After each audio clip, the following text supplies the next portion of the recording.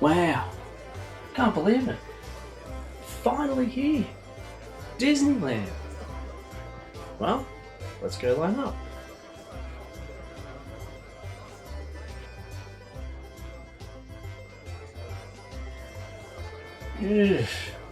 On second thoughts, let's just explore Disneyland Adventures of the Magic Kingdom, released in 1990 on the Nintendo Entertainment System by Capcom. Should have got that fast pass.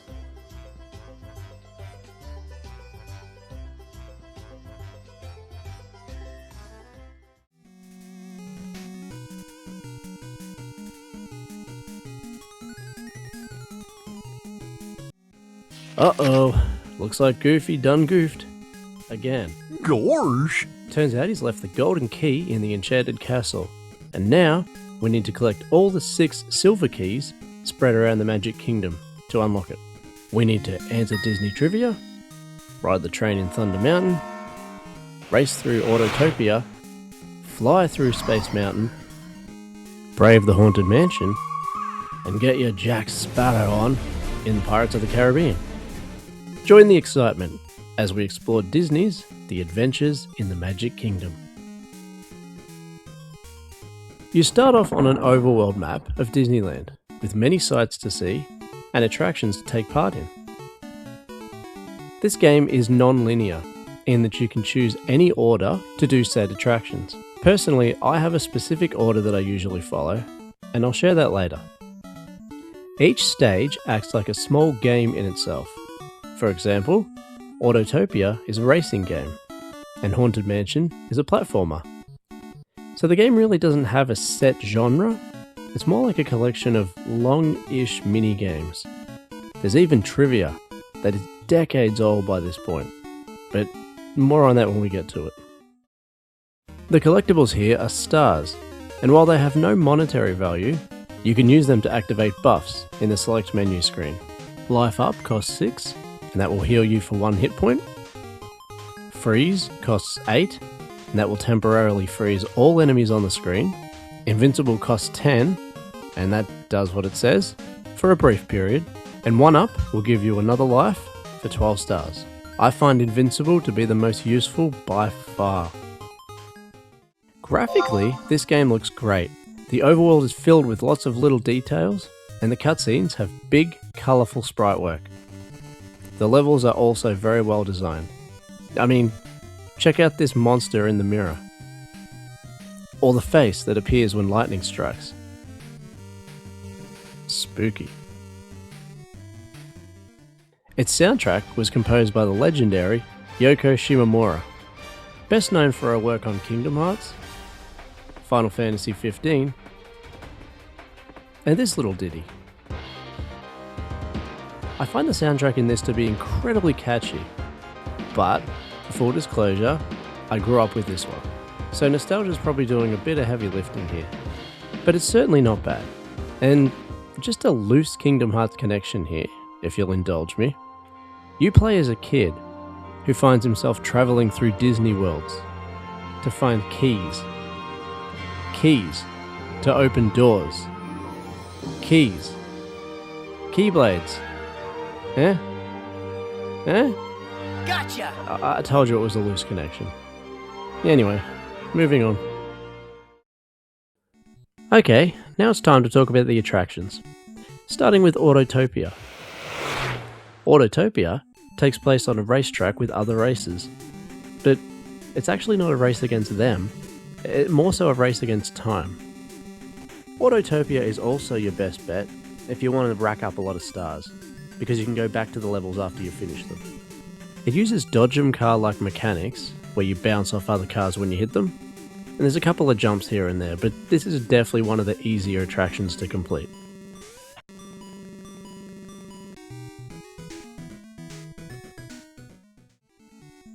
Next up we have Big Thunder Mountain, which consists of a train ride straight down. There's 4 potential goals you can reach. Now, all you can really do here is slow down and go left and right when the paths split. This is probably the easiest attraction, so long as you get goal 4. Now, Mickey will tell you what your goal is at the beginning of the stage. And if he says 4, all you gotta do is hold right the entire time. That's it. You'll still need to stop occasionally for boom gates and boulders, but that's all. Now, if you end up going down a track that isn't your goal, you'll hit a dead end and lose a life. So you don't want that.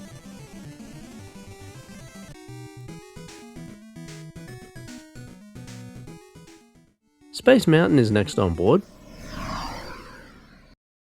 And this is basically just a QTE minigame through the stars. And it gets faster as you go through the letter ranks, A through to F. With this one, you simply need to press the directions that it tells you, or A and B when those pop up. Now, at points, it will show left and right, and when this happens, you can choose to go either way. When I was a kid, I thought this meant you actually had to hold both left and right at the same time, which always resulted in me taking a hit. Now, this one requires a good deal of concentration, and I advise not even looking up at the stars or the meteors, just stare at the bottom screen with the commands on it. Not much else to say on this one other than that, but I do love the music here.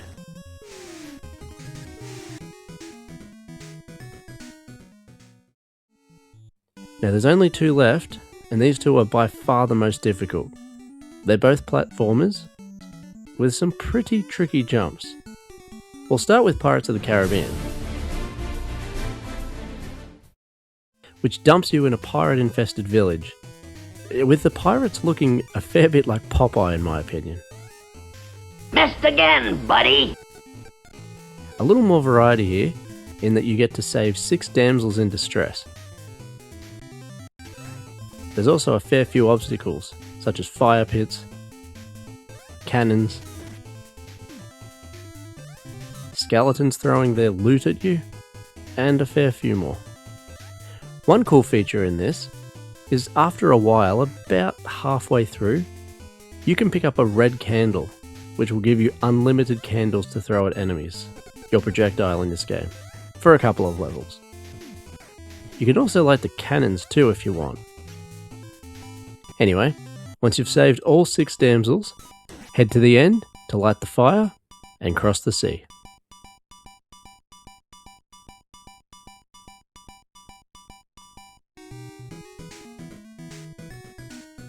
And now, we're up to our final attraction, the Haunted Mansion.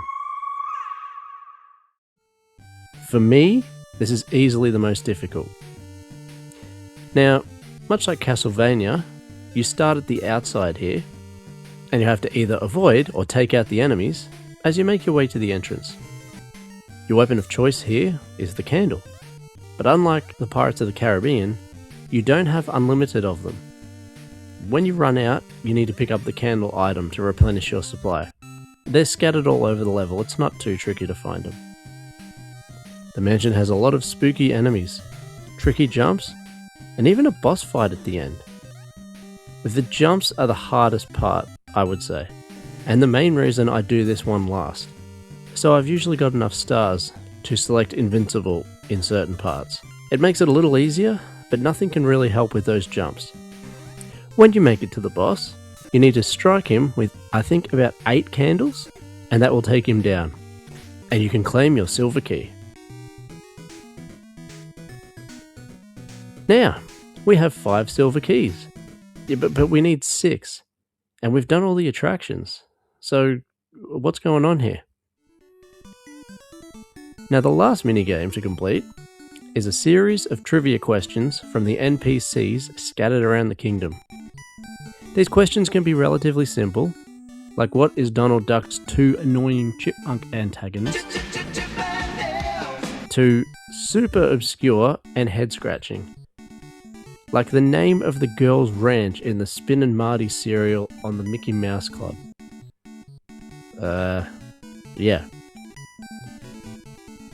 Now, once you've answered all the trivia questions, you will receive your final key, and it's time to make your way to the Enchanted Castle.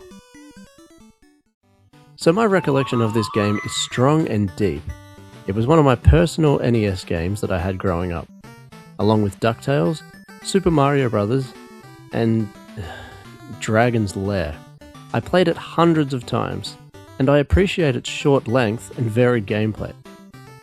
Now, as promised, I'll tell you my order for playing and why. So I'll usually start off with Thunder Mountain. I'll see if Mickey gives me goal 4, and if not, I'll just reset the game until he does. Next, I like to do Autotopia, which is probably the easiest place to farm stars, so keep that in mind as well. Then it's down to Space Mountain, and you just want to keep your focus best you can here. If I lose a life or two, I can usually restore that from the stars I got from Autotopia. Pirates of the Caribbean is up next, and it's tricky but not too bad.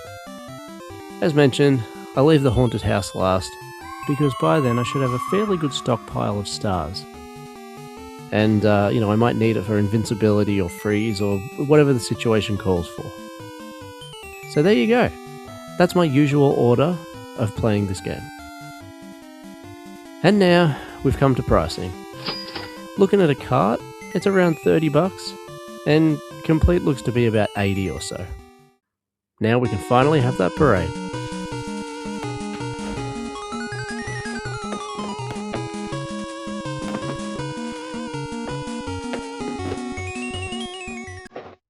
And so that was Adventures in the Magic Kingdom. It's a neat little virtual stroll through Disneyland, showing off most of the most famous attractions. And unfortunately, it's not really fondly remembered these days, but it will always have a place in my heart. And so, sorry? Oh, okay, yep. It's closing time. I'll see you next week.